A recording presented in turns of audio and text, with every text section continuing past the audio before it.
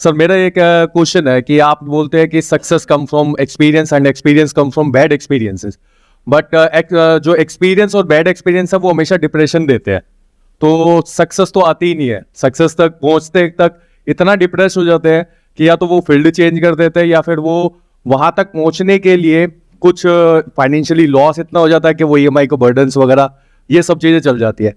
तो इसके अंदर ऐसा क्या किया जाए कि वो जो डिप्रेशन बैड एक्सपीरियंस और एक्सपीरियंस से आता है उसको वो चेंज करके, थॉट को चेंज करके मैं आगे बढ़ सकूं। पहले मैं आपका क्वेश्चन अच्छे से समझ लेता हूं, आप बताना कि मैं ठीक सोच रहा हूं या नहीं। आपका क्वेश्चन ये है कि मैं बोलता हूं success comes from experience and experience comes from bad experiences. तो कई बार लाइफ में इतने बैड एक्सपीरियंसेस हो जाते हैं या इतने बड़े बैड एक्सपीरियंसेस हो जाते हैं कि उसके बाद में इंसान डिप्रेशन में ही चला जाता है और उसके अंदर हिम्मत ही बाकी नहीं रहती है कुछ और करने की, तो वो इंसान ही खत्म हो गया है। या ये कह लो चाहे साइकोलॉजिकली नहीं खत्म हुआ है बट फाइनेंशियली ही खत्म हो गया है, राइट।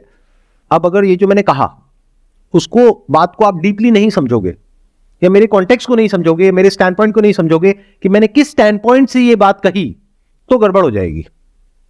ये बात मैंने कही थी अपने लाइफ चेंजिंग सेमिनार में। आप में से कितनों ने देखा है वो सेमिनार जो 2 घंटे का है? कितनों ने नहीं देखा है? वो ना एक चुल्लू भर पानी होता है, उसमें अगर आप चाहे तो वो सेमिनार इस वक्त Guinness book of world record में है। वो वर्ल्ड का मोस्ट व्यूड एजुकेशनल वीडियो है आज की डेट पे, और फिर भी आपने नहीं देखा है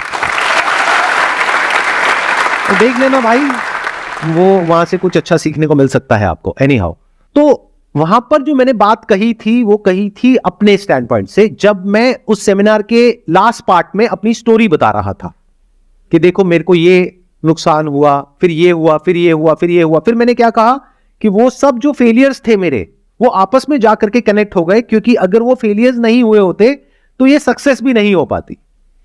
लेकिन अगर आपने ध्यान से ऑब्जर्व किया, मेरे वो सारे फेलियर्स बहुत छोटे छोटे थे। एक भी फेलियर इतना बड़ा नहीं था जिसकी वजह से कि मैं पूरी तरह से खत्म हो गया। यानी अगर मैं फाइनेंशियल टर्म्स में बात करूं, एक फेलियर में मानो मुझे नुकसान हुआ 5-10 हजार रुपए का, एक में हुआ 15 हजार रुपए का, एक में हुआ 50 हजार रुपए का।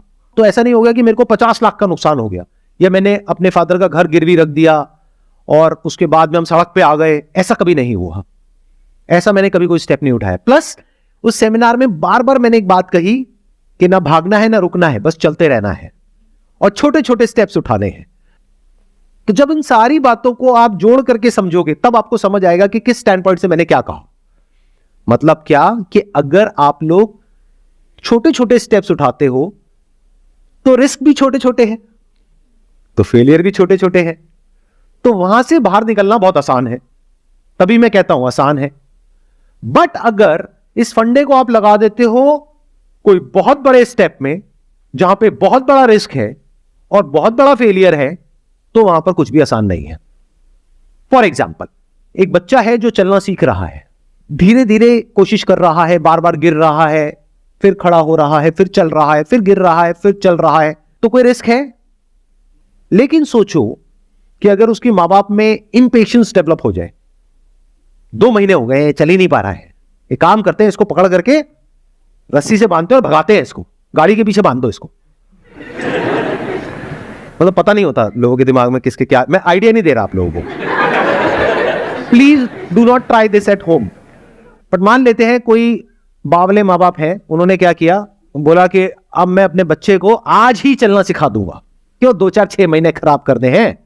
अरे 2 घंटे में लो, रस्सियों से हाथ पैर उसके बच्चे के बांधे, बेचारा खड़ा भी नहीं हो पा रहा अभी ढंग से, और उसको बाइक के पीछे बांध दिया है और बाइक चला रहे हैं। इन अदर वर्ड्स, अगर आप कोई बहुत बड़ा रिस्क लेते हो फाइनेंशियली, जहां से रिकवर करना आपके लिए पॉसिबल ही नहीं है, तो क्या करोगे उस घटिया एक्सपीरियंस का? छोटे रिस्क लो, छोटे स्टेप्स उठाओ, जब वहां पे कॉन्फिडेंस आ जाए तब थोड़ा सा उसको लेवल को बढ़ाओ।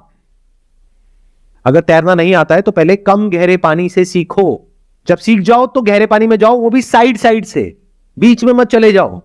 किसी से टक्कर हुई और नीचे गए तो गए। तो अगर आप धीरे धीरे स्विमिंग सीख रहे हो तो कोई रिस्क नहीं है, तो सब कुछ आसान है। Then success comes from experience and experience comes from bad experiences. यानी कि जब आप तैरने की कोशिश करोगे और नहीं तैर पाओगे तो आपको समझ आ गया, अच्छा इस तरीके से नहीं तैर पाते तो चलो किसी और तरीके से ट्राई करते हैं। लेकिन ये सब आप कहां ट्राई कर रहे हो? शैलो वाटर पे, तब आसान है। लेकिन अगर मेरी ये बात सुनी और जबरदस्त आपके अंदर मोटिवेशन आई और आपने कहा सब कुछ आसान है और जा करके छलांग लगा दी सीधा गहरे पानी में, तो आसान है बोलने के लिए भी कोई नहीं बचेगा।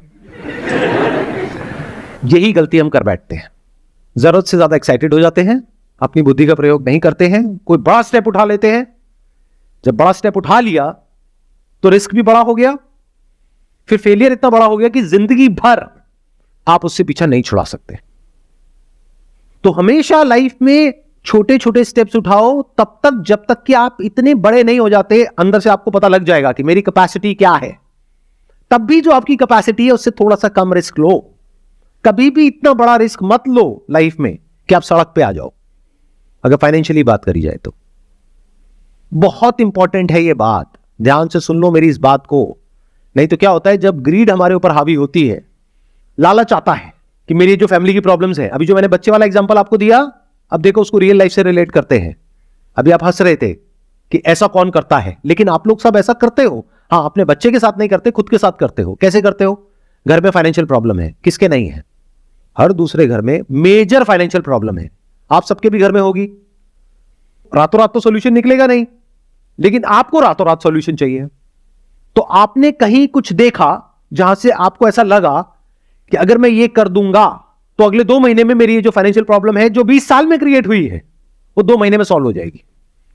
और उस चक्कर में, क्योंकि वो ग्रीड अब आपके ऊपर इतनी हावी हो गई, आपने जा करके जो भी पैसा था आपके पास में बचा खुचा, उसको भी ले जा करके कहीं ऐसी जगह पे लगा दिया किसी इंसान के कहने पर, और उसके बाद में वो पैसा भी डूब गया। तो पहले एक प्रॉब्लम थी फाइनेंशियल, अब उससे भी बड़ी प्रॉब्लम हो गई है। या इससे भी और एक स्टेप आगे जाए तो अपना घर था, उसको भी गिरवी रख दिया मां बाप को कन्विंस करके। अब एक तरफ से घर जाने वाला है, दूसरी तरफ से घर के खर्चे के पैसे नहीं है, तीसरी तरफ से उधर जो रिस्क लिया है, फेलियर हुआ है, उसकी वजह से साइकोलॉजिकली भी प्रॉब्लम हो रही है और फाइनेंशियली तो हो ही रही है। अब ये एक्सपीरियंस किस काम का है? किसी काम का नहीं है। क्लियर हुआ मैंने क्या कहा? आपकी जो प्रॉब्लम थी उसका सोल्यूशन मिला आपको, आंसर मिला क्लियर कट? एक बार आप बताइए। सबसे पहले तो कि जो भी अगर रिस्क भी लेता हूं तो उसके अंदर उतना रिस्क लूं जितनी मेरी कैपेसिटी है उससे भी कम, ताकि धीरे धीरे मैं स्टेप आगे बढ़ा सकूं। और उसके बाद में जब एक पॉइंट तक अगर मैं पहुंच जाऊं और उतनी मेरी कैपेसिटी हो जाए तो उसके बाद में मैं बड़ा रिस्क ले सकता हूं। मतलब कि पहले चलना सीखो फिर भागो। भागना सीखो। सीधा भागोगे तो हो सकता है इतना बड़ा एक्सीडेंट हो जाए कि चलने लायक भी ना रहो।